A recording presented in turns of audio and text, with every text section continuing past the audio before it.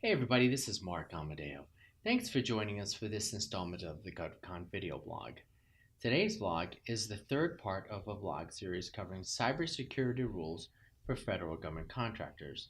In the first vlog, we gave an overview of the cybersecurity rules that apply to defense agency contracts and civilian agency contracts. In our second vlog, we focus more closely on the rules under FAR, or the Federal Acquisition Regulation, for protecting a civilian agency contractor's internal information systems. Well, in today's vlog, we're going to talk about 4 things defense contractors should know about the rules under DFARS, the Defense Federal Acquisition Regulation Supplement, for protecting their internal information systems. Now, one thing to note for contractors that work with civilian agencies and defense agencies is there are some differences between the two sets of cybersecurity requirements, and as we go along, we'll touch on a few. So contractors should look to the FAR or DFARS safeguarding clauses that are included in their contracts to confirm which rules apply. Although DFARS is a supplement to FAR, in most cases, a defense contract will only include the DFARS clause.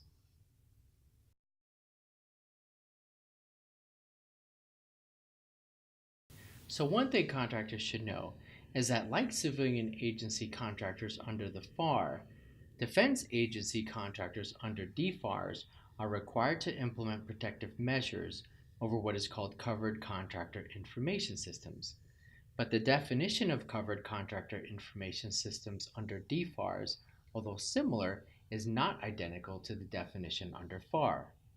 Like the definition under FAR that we discussed in part 2 of our vlog series, the DFARS definition of covered contractor information systems can be broken up into 3 parts. The first 2 parts are very similar to the definition under FAR, and it's the third part where the rules under FAR and DFARS diverge a little bit. So under DFARS, a covered contractor information system must 1. Be an unclassified information system that is owned or operated by a contractor or for a contractor. 2. The information system must process, store, or transmit certain information. And 3, and this is where DFARS diverges a little bit from FAR, that information must be what is called Covered Defense Information, or CDI. If you remember from our last vlog, under FAR, the kind of information residing in a contractor's information system that triggers the safeguarding rules is a broad category of information called federal contractor information. Basically, any non-public information that's provided to the government or generated for the government under a contract. Well, under DFARS, the safeguarding requirements are triggered if an unclassified system stores or transmits covered defense information, or CDI, which, as we will talk about next, is a more specifically defined set of information.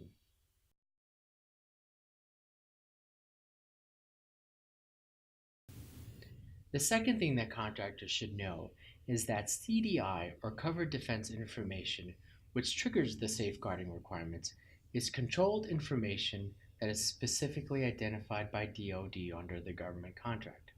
Now, under the DFARS definition of controlled defense information, there are 2 kinds of requirements for information to be CDI. First, the information must be one of 2 types of controlled information.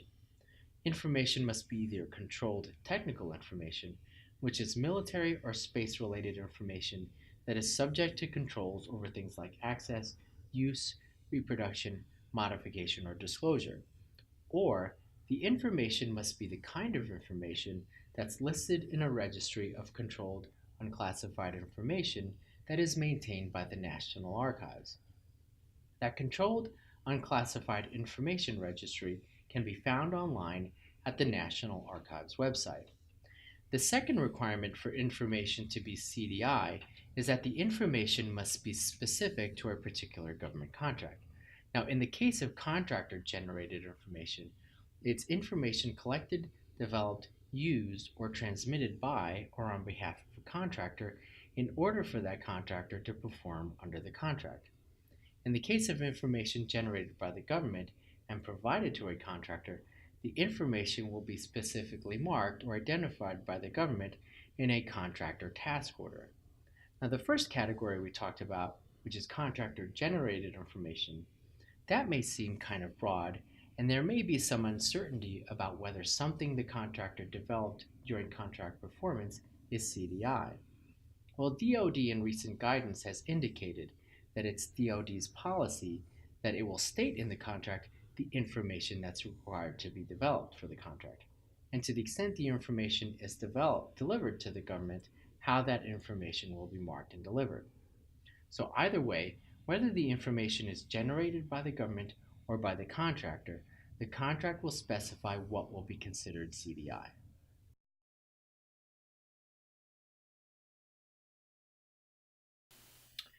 The third thing contractors should know is that the safeguarding requirements under the DFARS rule are implemented by the development of a system security plan. So under DFARS, a contractor that operates or maintains an internal system that has covered defense information is required to provide adequate security over that system. So what is adequate security? Well, as we stated in our first vlog, unlike under FAR, DFARS doesn't spell out the safeguard requirements. Instead, it points to the security requirements set out by the National Institute of Standards and Technology, or NIST, in Special Publication 800-171. And under the safeguarding rule under DFARS, these requirements have to be implemented by December 31, 2017. Now, SP 800-171 is an impressive document, and it sets out 110 security requirements over 14 families or categories. Now, with the looming deadline, that might seem overwhelming. Well, first of all, there's a good chance that contractors already have in place a large number of those security requirements.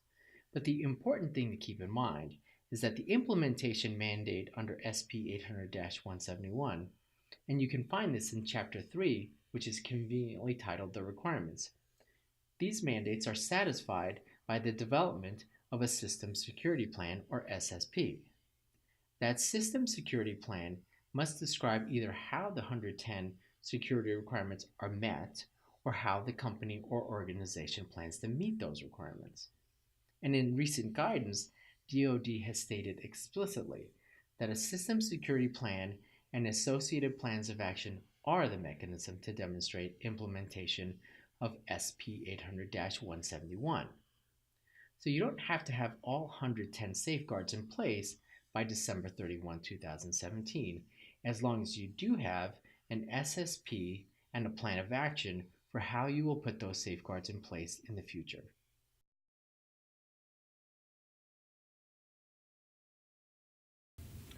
The fourth and last thing that contractors should know is that they're required to flow down the DeForrest Clause that contains the safeguarding requirements to every subcontract for operationally critical support or every subcontract that will involve covered defense information.